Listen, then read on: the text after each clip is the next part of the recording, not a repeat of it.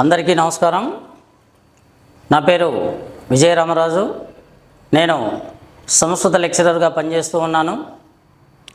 ముందుగా నమస్తే Giddalur news channel వారికి ధన్యవాదాలు తెలియజేస్తున్నాం.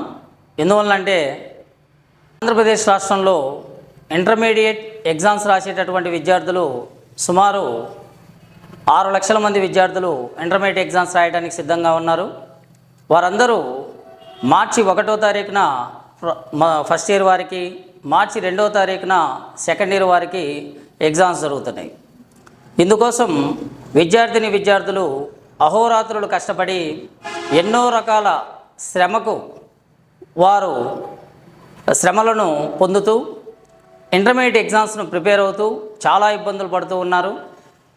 అదేవిధంగా ఈ ఇంటర్మీడియట్ ఎగ్జామ్స్కి కళాశాలలో చెప్పినటువంటి అంశాలను పరిగణలోకి తీసుకుంటూ సేమ్ టైం యూట్యూబ్ ఛానళ్ళ పైన కూడా ఎక్కువ మంది విద్యార్థులు ఆధారపడుతున్నారు.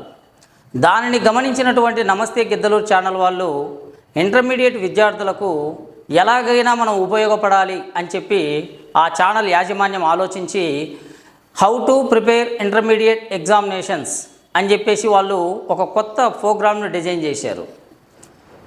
ఆ గిద్దలూరు నియోజకవర్గానికి పరిసర ప్రాంతాల్లో ఉన్నటువంటి సీనియర్ మోస్ట్ ఫ్యాకల్టీని తీసుకొని వారితోటి ఎలా ప్రిపేర్ అవ్వాలి, ఎన్ని మార్కులు, ఏ విధమైనటువంటి చాప్టర్ నుంచి ఏ విధమైనటువంటి క్వశ్చన్స్ అడుగుతారు, దాని వెయిటేజ్ ఏంటి, ఏ సబ్జెక్ట్ని ఎలా చదివితే హైయెస్ట్ మార్కులు వస్తాయి అని చెప్పేసి నిపుణులతోటి వాళ్ళు ఈ ఛానల్ ద్వారా ఈ ప్రోగ్రామ్ను ముందుకు తీసుకురావడం జరిగింది. చూడండి, ముందుగా ఫస్ట్ ఇయర్ విద్యార్థులకి సంస్కృతం 1 అని ఉంటుంది. మీకు అక్కడ కూడాను బోర్డ్ ఆఫ్ ఇంటర్మీడియట్ ఎగ్జామ్స్ అలాగనే ఆ నోట్ ఏవైతే ఉంటాయో కొన్ని గమనికలు ఉంటాయి, ఒక 4 పాయింట్స్ ఉంటాయి. ఆ 4 పాయింట్స్ని చదువుకోండి జాగ్రత్తగా. మీకు ఆల్రెడీ స్కూళ్ళల్లో కాలేజీలలో చెప్పే ఉంటారు. ఈ అంశాలను పరిగణలోకి తీసుకుందాం. చూడండి, వెయిటేజ్ ప్రకారంగా నేను రాస్తాను. 100% వెయిటేజ్ ప్రకారమే వెళ్తుంది. చూడండి, క్రమ సంఖ్య అంటే రోమన్స్, మనకు మొత్తం 16 రోమన్స్ ఉంటాయి. ఏ రోమన్ నుంచి ఏమడుగుతాడు, ఎన్ని చదవాలి, ఎన్ని మార్కులు, ఇదే మనం పరిగణలోకి తీసుకునేది. ఫస్ట్ మనము ఏం చదవాలో తెలిస్తే ఎలా చదవాలో సెకండ్ ఆప్షన్. ఏం చదవాలో తెలియాలి. బుక్ ఓపెన్ చేసేసి ఏది పడితే అది చదివితే మనకు ఉపయోగం ఉండదు. అందుకని ఏం చదవాలో నేను చెబుతున్నాను.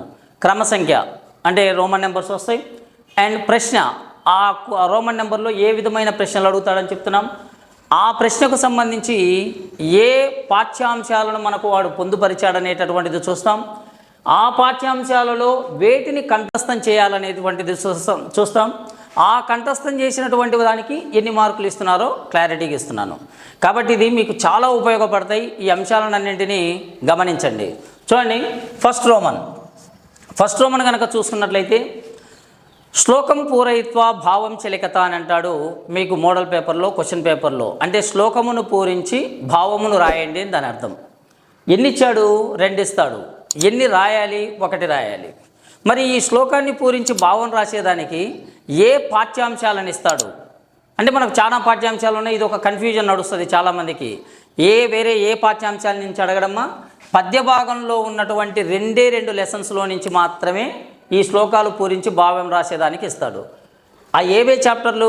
3వ చాప్టర్ అయినటువంటి భర్తృహరి సుభాషితాలని ఒక చాప్టర్ ఉంటుంది. 4వ చాప్టర్ అయినటువంటి నీతి శ్లోకాలు అనబడేటటువంటి మరొక పాఠ్యాంశం ఉంటుంది.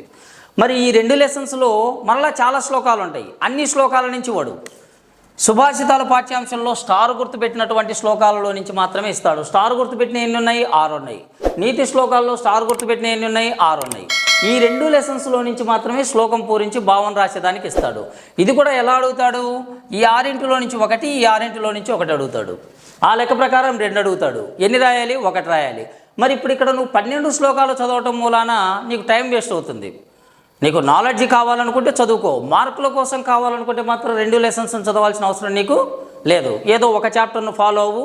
ఆ చాప్టర్ నా ఛాయిస్ అయితే ఇస్తున్నాను. నీతి శ్లోకాలలో నుంచి 6 శ్లోకాలను కనుక చదివితే 100% 1 వస్తుంది. రాదు అనేటటువంటి క్వశ్చనే లేదు. నువ్వు రాసి పెట్టుకో. ఆ రోజున క్వశ్చన్ పేపర్లో దిగాల్సిందే. నీతి శ్లోకాల్లో ఉన్న 6 నుంచి 1 వస్తుంది. అతి తెలివి ఉపయోగించి సుభాషితాల్లో నుంచి 3, నీతి శ్లోకాల్లో నుంచి 3, దానిలో దీంట్లో రెండిట్లోనూ దాంతో 2 దీంతో 2 చదివితే నువ్వు చదవని లెసన్స్లో నుంచి నువ్వు చదవని శ్లోకాలను కనుక అడిగితే నీకు దెబ్బైపోతావు. కాబట్టి ఒక చాప్టర్ ఫాలో అవ్వు, ఆ ఒక చాప్టర్ను పర్ఫెక్ట్గా నేర్చుకో. ఆ ఒకటి నీతి శ్లోకాలు నా చాయిస్, నీ చాయిస్ సుభాషితాలు చదివితే నీ ఇష్టం. అలా ఒకటి పక్కా వస్తుంది. ఈ 6 చదువుకుంటే నీకు వచ్చేటటువంటి మార్క్స్ 6 మార్క్స్. అలాగే క్వశ్చన్ నెంబర్ 2 చూద్దాం. క్వశ్చన్ నెంబర్ 2లోకి వచ్చేటప్పటికి పద్య నిబంధ ప్రశ్నలు. నిబంధ ప్రశ్నం సమాధానం దత్త అంటాం అన్నమాట. అంటే ఒక ప్రశ్నకు సమాధానాలను రాయాలి. ఎస్ఏ క్వశ్చన్స్ అంటాం మన భాషలో. ఇక్కడ ఎన్ని ఇస్తాడు? 2 ఇస్తాడు. ఎన్ని రాయాలి? 1 రాయాలి. మరి వీటికి ఏ చాప్టర్స్ని కేటాయించారు, ఏ పాఠ్యాంశాలను కేటాయించారు? మరలా పద్య భాగంలో నుంచే అన్నమాట ఇవి అడిగేది. పద్య భాగంలో మనకు మొత్తం 6 లెసన్స్ ఉంటాయి. 6 లెసన్లలో 2 లెసన్లు శ్లోకాలకు ఇచ్చాడు కాబట్టి ఈ 2 లెసన్స్లో నుంచి ఎస్ఏ క్వశ్చన్స్ అడగడు. మరి మిగిలిన పాఠ్యాంశాలు ఎన్ని? 4. మరి ఈ 4 ఏంటి? దశరథ పశ్చాత్తాపం, మాయావటు, అమరవాణి ప్రశస్తి, కపీనాం ఉపవాస అని 4 లెసన్స్లో నుంచి పద్య ఎస్ఏ క్వశ్చన్స్ని అడుగుతాడు. మరి ఈ 4 ప్రశ్నల్లో నుంచి 2 అడుగుతాడు. ఇది కూడా ఇష్టారీతిని అడగటానికి వీల్లేదు. దీనికి కూడా ఒక పద్ధతి ప్రకారం ఉంటుంది. ఏంటి? ఈ 2 పాఠ్యాంశాలను ఒక భాగంగా తీసుకుంటాడు. ఏంటి ఇవి అంటే ఇది ఓల్డ్ పోయట్రీ, ఇవి మోడర్న్ పోయట్రీ. ఓల్డ్ పోయట్రీ అని అంటే ప్రాచీన కవులచే రచించబడిన లెసన్స్లో నుంచి 1, మోడర్న్ పోయట్రీ అంటే ఆధునిక కవులచే రచించబడిన లెసన్స్లో నుంచి 1 అడుగుతాడు. ఇప్పుడు చూడండి, ఓల్డ్ పోయట్రీలు ఎన్ని ఉన్నాయి? 2 ఉన్నాయి. మోడర్న్ పోయట్రీలు ఎన్ని ఉన్నాయి? 2 ఉన్నాయి. మరి ఎలా అడుగుతాడు? ఈ 2 నుంచి 1, ఈ 2 నుంచి 1. టోటల్గా ఎన్ని ఇస్తున్నాడు? 2. రాయాల్సిందన్నీ 1. ఇప్పటికీ నీకు ఒక అవగాహనకు రావాలి. నువ్వు ఇక్కడ 4 లెసన్లు చదవటం వలన నష్టమే, నువ్వు టైం వేస్ట్ అయిపోతుంది. అందుకని ఈ 2 భాగాల్లో ఏదో ఒక భాగాన్ని ఫాలో అవ్వు, ఓల్డ్ ఆర్ మోడర్న్. నా ఛాయిస్ అయితేనేమో ఓల్డ్ పోయట్రీకి నేను ఛాయిస్ ఇస్తాను. అవి ఈజీగా కథల రూపంలో ఉంటాయి కాబట్టి చదువుకోవటానికి ఈజీ అవుతుంది. ఓల్డ్ పోయట్రీలో దశరథ పశ్చాత్తాపం అండ్ మాయావటు, ఈ 2 చదువుకోవటం మూలాన పక్కాగా 1 వస్తుంది, నీకు 6 మార్కులు వస్తాయి. వీటన్నిటిని ఛాయిస్కి వదిలేసి అతి తెలివి ఉపయోగించి ఇందులో 1 చదివితే వాడు నువ్వు చదివింది తప్ప వేరే ప్రశ్నలు కనుక అడిగారంటే మాత్రం నువ్వు చాలా ఇబ్బంది పడతావు. సో క్వశ్చన్ నెంబర్ 2 దశరథ పశ్చాత్తాపం, మాయావటు. ఇలా క్వశ్చన్ నెంబర్ 2 చూసుకో. And next one question number 3. ఇక్కడ గద్య నిబంధ ప్రశ్నలు. గద్య భాగంలో నుంచి ఎస్ఏ క్వశ్చన్స్ అడుగుతాడు. ఎన్ని? 2. ఎన్ని రాయాలి? 1. మరలా గద్య భాగంలో మనకు 6 లెసన్స్ ఉన్నాయి. 2 లెసన్స్ నుంచి ఎస్ఏ క్వశ్చన్స్ అడగడు, వాటి నుంచి ఏ విధమైనటువంటి ప్రశ్నలు రావు. మరి ఇక్కడ 4 లెసన్స్లో నుంచి మాత్రమే ఎస్ఏ క్వశ్చన్స్ వస్తాయి. ఏ 4? కపింజలోపదేశం, భోజస్య ఔదార్యం, స్వేదస్య పుష్పాని, వర్షాపరిదేవనం. మొత్తం 4 లెసన్స్ ఉంటాయి. ఇక్కడ ఈ 4 లెసన్స్ను కూడా 2 భాగాలను పరిగణలోకి తీసుకుంటాడు, 2 భాగాలుగా చేసుకుంటాడు. ఏమేంటివి? ఇవి 2, ఇవి 2. ఈ 2 వచ్చేటప్పటికి ఓల్డ్ ప్రోజు, ఈ 2 వచ్చేటప్పటికి మోడర్న్ ప్రోజు. ప్రాచీన కవులచే రచించబడినటువంటి లెసన్స్ 2, ఆధునిక కవులచే రచించబడిన లెసన్స్లో నుంచి 2. మరి ఎలా ఇస్తాడు? ఓల్డ్ ప్రోజులో నుంచి 1, మోడర్న్ ప్రోజులో నుంచి 1 ఇస్తాడు. మరి ఇక్కడ కూడా ఒక భాగంలో నుంచి 1, ఒక భాగంలో నుంచి 1 అడగటం జరుగుతుంది. కాబట్టి ఏదో ఒక భాగాన్ని నువ్వు ఫుల్ ఫ్లెడ్జ్డ్గా నేర్చుకో. నా చాయిస్ అయితేనేమో ఓల్డ్ ప్రోజులో నుంచి చదవమంటున్నాను. కపింజలోపదేశం, భోజస్య ఔదార్యం 2 చదివితే 1 పక్కాగా 1 వస్తుంది. ఖచ్చితంగా నీకు 6 మార్కులు అనేటువంటి రావటం జరుగుతుంది. ఇది question number 3. And next one question number 4లోకి వచ్చినట్లయితే మనం క్వశ్చన్ నెంబర్ 4లో ఎంటైర్ ఫస్ట్ ఇయర్లో నుంచి 1 to 16 రోమన్స్లో కూడా 16 రోమన్స్లో కూడా నాన్ డీటెయిల్ అనబడేటటువంటిది క్వశ్చన్ నెంబర్ 4లోనే వస్తుంది. అక్కడ తప్ప ఇంకెక్కడ నాన్ డీటెయిల్ అనేటటువంటి ప్రశ్నలు రావు, ఉపవాచక ప్రశ్నలు. వీటిని మనము మన భాషలో 2 మార్క్స్ క్వశ్చన్స్ అంటాం, లఘు ప్రశ్నలు అంటాం, చిన్న ప్రశ్నలు అని అంటాం. ఇలాంటి లఘు ప్రశ్నలు ఉపవాచకంలో నుంచి 6 ఇవ్వటం జరుగుతుంది. అవి మనం రాయవలసిందని 4 రాయాలి. 6 ఇస్తే 4 రాయాలి. మనకు ఒక్కో దానికి 2 మార్కుల చొప్పున 8 మార్క్స్ వస్తాయి. మరి నాన్ డీటెయిల్ ఎలా ఉంటుంది అని అంటే, నాన్ డీటెయిల్లో మనకు మొత్తం 6 మోరల్ వాల్యూస్, నైతిక విలువలను తెలియచేసేటటువంటి కథలు, చిన్న చిన్న కథలను మనకు మోరల్ వాల్యూస్గా ఇచ్చేటటువంటి వాటిని ఇవ్వటం జరిగింది. అలాంటి కథలు మీకు స్కూల్ కాలేజీలలో చెప్తారు. ఆ కథలు విని మీరు ఆ కథలు ప్రతి లెసన్కు కూడాను 2 ప్రశ్నల చొప్పున మీకు ప్రతి లెసన్కు ఉండటం జరిగింది. ప్రతి లెసన్కి 2 ప్రశ్నలు అనబడేటటువంటివి ఉంటాయి. ఫైనల్ ఎగ్జామినేషన్లో ఈ ఆరు ప్రశ్నలు ఇస్తున్నాడు కదా, రాయాల్సింది 4 కదా, 6 లెసన్స్ ఉన్నాయి, లెసన్కి 2 ప్రశ్నలు ఉన్నాయి. మరి ఎలా ఇవ్వాలి వీటిని? ప్రతి లెసన్ నుంచి ఒక్కొక్కటి చొప్పున వాడివ్వటం జరుగుతుంది. దీన్ని బేస్ చేసుకొని 6 ఇస్తే 4 రాయాలి. మరి 4 రాయాలి అంటే మనం ఏవైనా సరే ఒక 4 లెసన్స్ను మనం కనుక చదువుకోగలిగితే 4 రాయాలి కాబట్టి 4 లెసన్స్ను చదువుకుంటే సరిపోతుంది. నా చాయిస్ వచ్చేటప్పటికి 4 లెసన్స్ ఏంటంటే కౌటిల్య, భోపదేవ అండ్ త్యాగస్య మహిమ మరియు పరీక్ష. ఈ 4 లెసన్స్లో 2 ప్రశ్నలు కనుక చదువుకోగలిగితే 8 ప్రశ్నలు ఉంటాయి. 8 చదువుకుంటే నీకు వచ్చేటటువంటి మార్క్స్ 8 మార్క్స్. ఇలా క్వశ్చన్ నెంబర్ 4 చూసుకోండి. అలాగే క్వశ్చన్ నెంబర్ 5. క్వశ్చన్ నెంబర్ 5లో ఏమొస్తాయంటే పద్య సందర్భ వాక్యాలు వస్తాయి, యానిటేషన్స్ వస్తాయి. ఎన్ని ఇస్తాడు? 4 ఇస్తాడు. ఎన్ని రాయాలి? 2 రాయాలి. మరి ఈ సందర్భ వాక్యాలు ఎక్కడి నుంచి ఇస్తాడు? మరలా పద్య భాగంలో ఉన్నటువంటి పాఠ్యాంశాల్లో నుంచి ఇస్తారు. మరి పద్య భాగంలో పాఠ్యాంశాలు మొత్తం 6 ఉంటాయి. 2 శ్లోకాలకి ఏ పాఠ్యాంశాలను అయితే ఇచ్చారో వాటిలో నుంచి సందర్భాలకు రావు. ఏవైతే ఎస్ఏ క్వశ్చన్స్గా పెట్టారో ఆ ఎస్ఏ క్వశ్చన్స్లో నుంచే వస్తాయి. మరి ఎస్ఏ క్వశ్చన్స్కి ఏం పెట్టారు? దశరథ పశ్చాత్తాపం, మాయావటు, అమరవాణి ప్రశస్తి అండ్ కపీనామ ఉపవాస అని 4 లెసన్స్ ఉంటాయి. ప్రతి లెసన్ నుంచి 4 సందర్భ వాక్యాలు ఉన్నాయి మీకు. ప్రతి లెసన్ నుంచి 4 ఉన్నాయి. ఫైనల్ ఎగ్జామినేషన్లో ప్రతి 4 నుంచి అంటే ప్రతి లెసన్లో నుంచి ఒకటి అడగటం జరుగుతుంది. ఆ విధంగా మనకి ఎన్ని ఇస్తాడు? 4. రాయాల్సిందెన్ని? 2.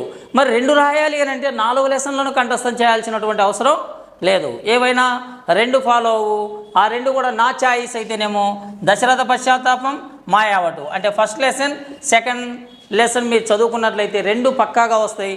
ఒక్కోదానికి 3 మార్కులు చొప్పున 2 3 6 మార్కులు. అలాగే క్వశ్చన్ నెంబర్ 6 గద్య సందర్భాలు. మరలా 4 ఇస్తాడు, 2 రాయాలి. మరలా ఇక్కడ గద్య సందర్భాలు ఎక్కడి నుంచి ఇస్తాడు? గద్య భాగంలో ఉన్నటువంటి 6 లెసన్స్లో నుంచి వాడు 2 లెసన్స్లో నుంచి మనకు సందర్భ వాక్యాలు రావు. అంటే 3వ లెసన్ 4వ లెసన్లో నుంచి రావు. మరి మిగిలిన లెసన్స్ ఎన్ని? 4. ఏ 4? కపింజలోపదేశం, భోజేశ ఔదార్యం, స్వేదశ పుష్పాని, వర్షాపరిదేవనం. ఈ 4 లెసన్స్లో నుంచి అడుగుతాడు. మరలా ప్రతి లెసన్లో కూడాను 4 సందర్భ వాక్యాలు ఉన్నాయి. ఈ 4 సందర్భ వాక్యాల్లో నుంచి మరలా ప్రతి లెసన్లో నుంచి ఒక్కొక్కటి ఇస్తాడు. కాబట్టి నువ్వు చాలా ఈజీగా గెయిన్ చేసుకోవచ్చు. అన్ని లెసన్లు చదవటం వల్ల నువ్వు నష్టపోతావు అన్నమాట. మార్క్స్ రావు, నాలెడ్జ్ పెరుగుతుంది. కాబట్టి ఇక్కడ కూడా 4 లెసన్లలో నుంచి ఏవైనా 2 లెసన్స్ నువ్వు కంఠస్థం చేసుకో. నీకు కావాలనుకున్నటువంటి 6 మార్కులు వస్తాయి. నా చాయిస్ కపింజలోపదేశం అండ్ భోజేశ ఔదార్యం. కాబట్టి ఇక్కడ కపింజలోపదేశం, భోజేశ ఔదార్యం చదువుకుంటే నీకు వచ్చే మార్క్స్ 6 మార్క్స్. ఈ విధంగా క్వశ్చన్ నెంబర్ 6 వరకు మీరు చూసుకోవచ్చు. నెక్స్ట్ వన్ క్వశ్చన్ నెంబర్ 7లోకి వచ్చినట్లయితే క్వశ్చన్ నెంబర్ 7 రోమన్ నెంబర్ 7లో పద్య ప్రశ్నలను అడగటం జరుగుతుంది. పద్య భాగంలో ఉన్నటువంటి షార్ట్ ఆన్సర్స్ అంటే షార్ట్ క్వశ్చన్స్ అన్నమాట. వీటిని లఘు ప్రశ్నలు అని అంటాము. 2 మార్క్స్ క్వశ్చన్స్. ఇక్కడ ఎన్ని ఇస్తున్నాడు? 6 ఇస్తాడు. ఎన్ని రాయాలి? 3 రాయాలి. 6 ప్రశ్నలు ఇస్తే 3 రాస్తే ఒక్కోదానికి 2 మార్కులు చొప్పున 3 2 6 మార్కులు అన్నమాట. మరి ఎక్కడి నుంచి ఇస్తాడు? మరలా పద్య భాగంలో ఉన్నటువంటి 6 లెసన్స్లో నుంచి వస్తాయి.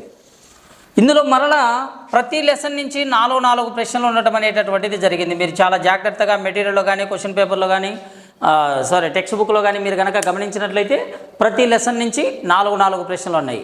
మరి ఈ 4 ప్రశ్నల్లో నుంచి ఎలా అడుగుతాడు? ప్రతి లెసన్ నుంచి ఒకటి 100% వాడు ఇవ్వాల్సిందే. 6 ఇస్తున్నాడు కదా ప్రతి లెసన్లో నుంచి. దట్ మళ్ళీ ఆర్డర్లోనే అడుగుతాడు. 1వ క్వశ్చన్ దశరథ పశ్చాత్తాపంలో నుంచి అడుగుతాడు. 2వది మాయావటులో నుంచి అడుగుతాడు. ఇలా ఆర్డర్లోనే అడగటం అనేటటువంటిది జరుగుతుంది. అడిగేదన్ని 6. ఎన్ని రాయాలి? 3. అంటే నీకు ఇక్కడ 3 నువ్వు రాయాలి అని అంటే ఏవైనా 3 లెసన్లు చదివితే సరిపోద్ది. మరి ఆ 3 లెసన్లు నా చాయిస్ అయితేనేమో దశరథ పశ్చాత్తాపం, మాయావటు అండ్ నీతి శ్లోకాలు. ఈ 3 లెసన్లు చదువుకుంటే సరిపోద్ది. ఏదైనా చాయిస్ కావాలనుకుంటే ఇంకో లెసన్ అవకాశం ఉంటే చదువుకోండి. అవకాశం లేకపోతే 3 చదవండి సరిపోతాయి. పక్కాగా నీకు 3 ప్రశ్నలు రావడం జరుగుతుంది. క్వశ్చన్ దీనికి వచ్చేటటువంటి మార్క్స్ 6 మార్కులు అన్నమాట. ఇక్కడ ఆర్డర్లోనే అడుగుతాడు కాబట్టి నువ్వు 1వ ప్రశ్న రాయొచ్చు, 2వ ప్రశ్న రాయొచ్చు, 3వది సుభాషితాల్లో నుంచి వస్తుంది, 4వ ప్రశ్న నువ్వు రాయవచ్చు. కొంచెం జాగ్రత్తగా జంబ్లింగ్ అవుతూ ఉంటాయి ఒక్కొక్కసారి. ఆ జంబ్లింగ్ను కూడా చాలా జాగ్రత్తగా మీరు గమనించాలి. సార్ ఏది చెప్తే అదే గుడ్డిగా నమ్మొద్దు. 99% జంబ్లింగ్ అవ్వ క్వశ్చన్స్ ఆర్డర్లోనే అడుగుతాడు. జంబ్లింగ్ అయినప్పుడు కూడా కొంచెం చాలా జాగ్రత్తగా అబ్జర్వ్ చేయండి. అలాగే క్వశ్చన్ నెంబర్ 8 గద్య లఘు ప్రశ్నలు సేమ్ ఇలాంటివే, షార్ట్ ఆన్సర్స్ 2 మార్క్స్ అన్నమాట. ఇక్కడ ఎన్ని ఇస్తున్నాడు? 6 రాయాలి. 6 ఇస్తాడు, ఎన్ని రాయాలి? 3 రాయాలి. ఒక్కో దానికి 2 మార్కులు చొప్పున 6 మార్కులు జరుగుతుంది. కాబట్టి ఇక్కడ గద్య లఘు ప్రశ్నలు మరలా ఎక్కడి నుంచి ఇస్తాడు? గద్య భాగంలో ఉన్న లెసన్స్లో నుంచే. గద్య భాగంలో ఎన్ని లెసన్స్ ఉన్నాయి? మరలా 6 లెసన్స్ ఉన్నాయి. కపింజలోపదేశము, భోజేశ ఔదార్యం, శశ కపింజల కథ, శ్రీ మలయాళ స్వామి సంస్కృత భాష సేవ, స్వేదశ పుష్పాని, వర్షా పరిదేవనం, ఇలా మనకు 6 లెసన్స్ ఉన్నాయి. మరలా సేమ్ ప్యాటర్న్, ప్రతి లెసన్లో కూడా మరలా 4 ప్రశ్నలు ఉన్నాయి. మీకు ఎక్కడా కూడాను చాలా క్లారిటీ ఉంటుంది. సంస్కృతం అనబడేటటువంటి పేపర్ను చదవటం చాలా ఈజీ. ఏం చదవాలో తెలిస్తే మార్కులు ఎలా కొట్టాలో మనందరికీ తెలుస్తుంది అనమాట. అందుకని ఏం చదవాలో తెలియాలి.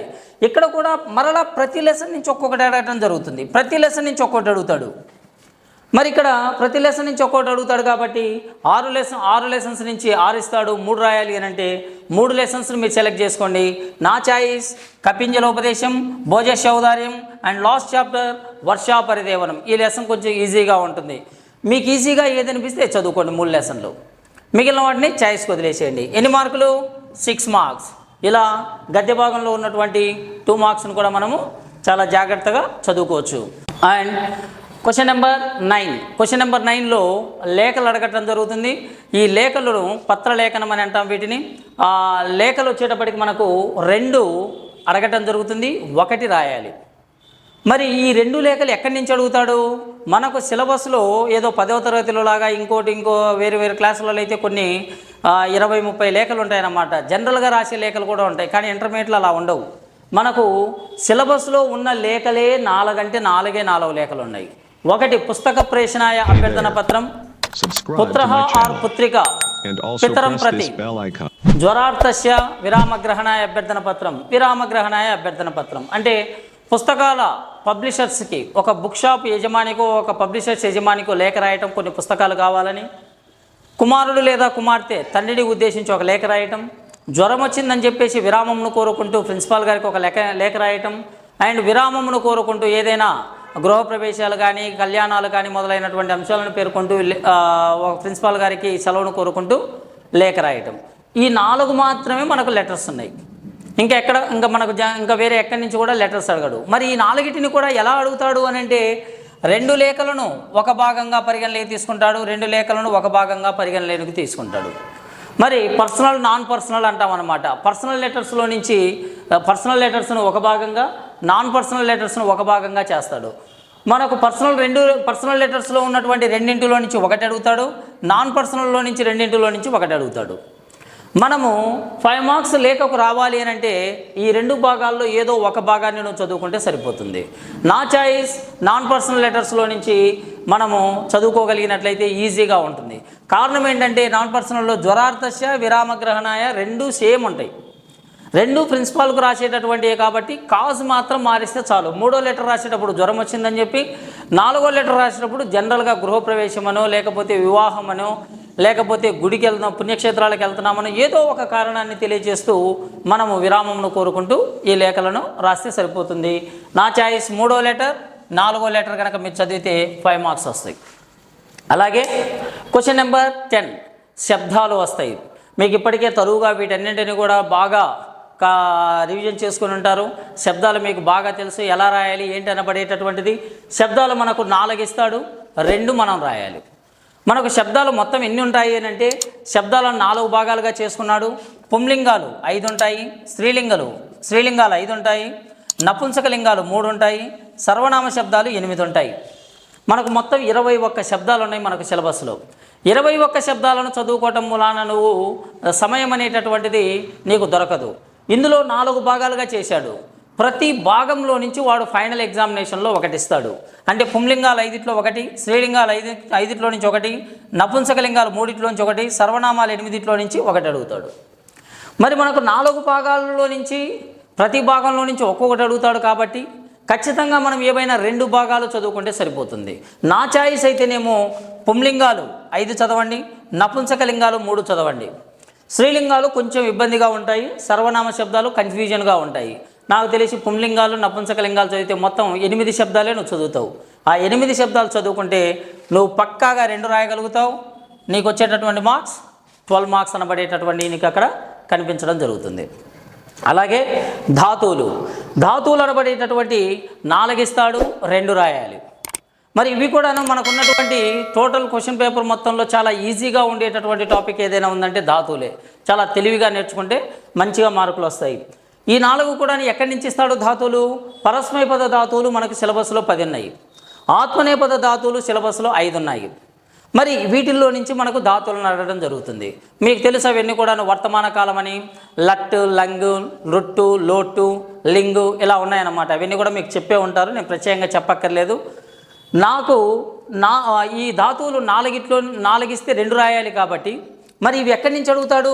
పరస్మైపద ధాతువులు ఉన్నటువంటి 10లో నుంచి 3 ఇస్తాడు, ఆత్మనేపద ధాతువులు 5లో నుంచి 1 ఇస్తాడు. కాబట్టి ఇక్కడ నువ్వు పరస్మైపద ధాతువులు 10 చదువుకుంటే 3 రాయడం జరుగుతుంది. అంటే నువ్వు ఇంకా 1 ఛాయిస్ కూడా రాస్తావు ఇక్కడ. కాబట్టి ధాతువులు నా ఛాయిస్ 10 పరస్మైపద ధాతువులు చదువుకొని 100% నీకు అక్కడ 2 కాదు 3 రాయగలుగుతావు. ఇంకా నీకు 6 మార్కులే కాదు, ఇంకా 1 ఛాయిస్ కూడా నీకు అవకాశం ఉంటుంది. ఆత్మనేపద ధాతువుల జోలికి మాత్రం వెళ్ళొద్దు, అవి వెళ్ళిన దగ్గర నుంచి కన్ఫ్యూజన్ తప్ప ఏమీ ఉండదు. కాబట్టి పరస్మైపద ధాతువులు చదవండి, ఇలా 6 మార్కులు. Next one question number 12. Question number 12 కనుక మనం తీసుకున్నట్లయితే సందులు అనబడేటటువంటివి వస్తాయి. ఇవి చిన్నప్పటి నుంచి మీరు వింటూనే ఉన్నారు, 6వ తరగతి నుంచి చదువుతున్నారు.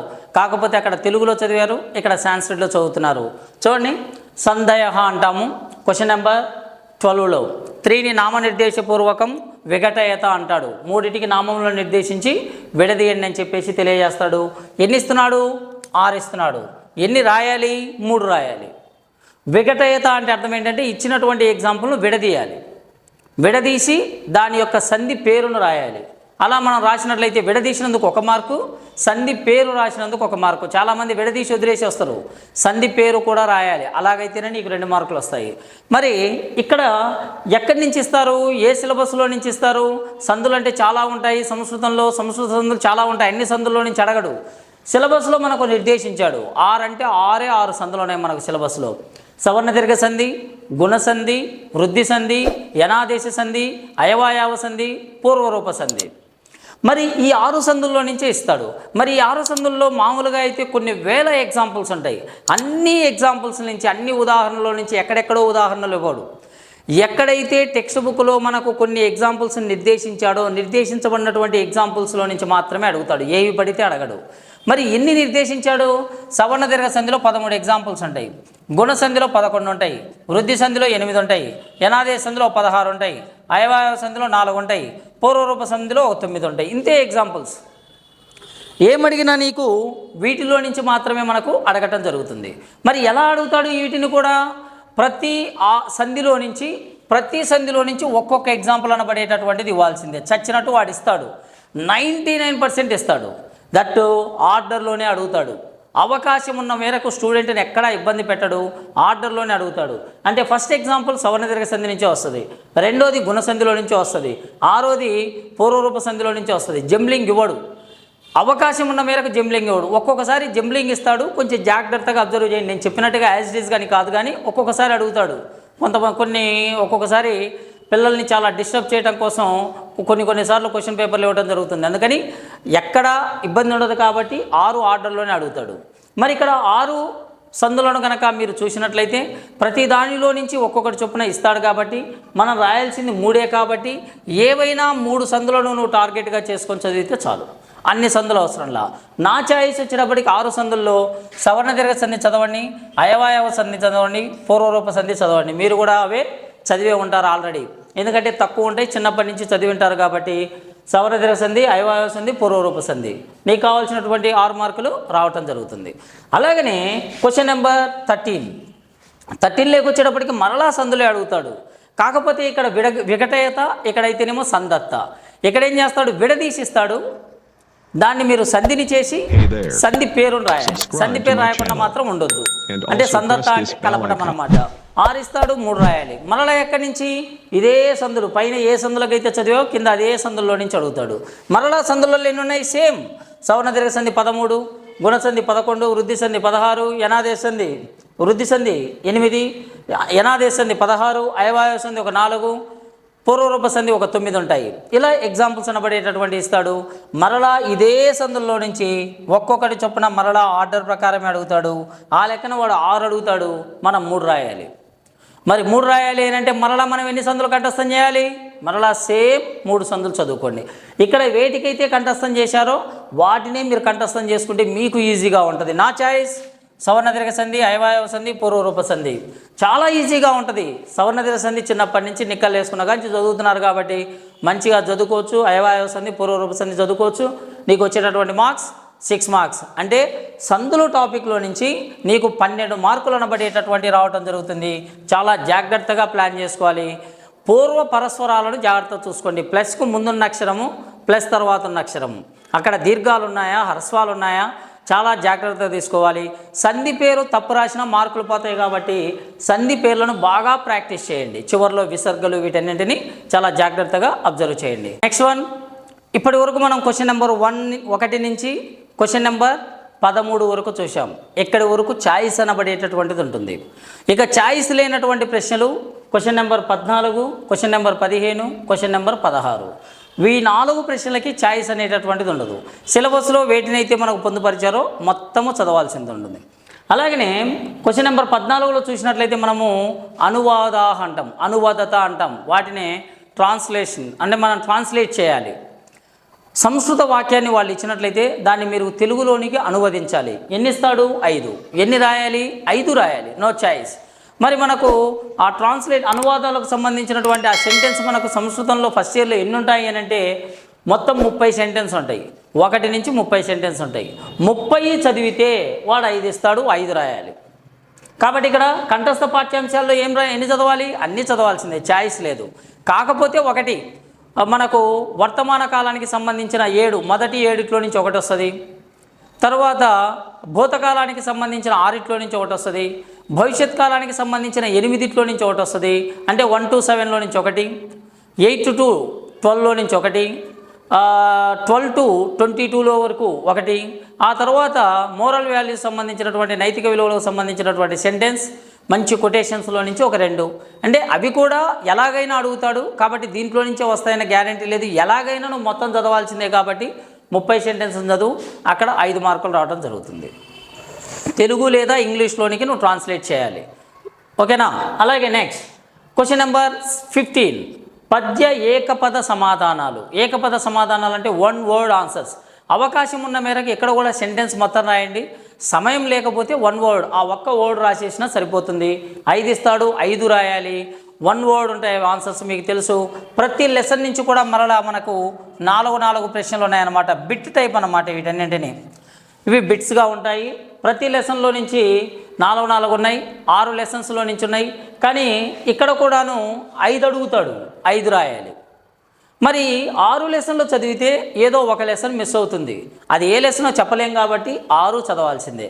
అందుకే 1 to 6 చాప్టర్స్ మొత్తం చదవండి, 5 మార్క్స్. అలాగే గద్య భాగంలో కూడా ఏకపద సమాధానాలు మరలా 5 ఇస్తాడు, 5 రాయాలి. చాప్టర్స్ ఎన్ని? 6 లెసన్స్.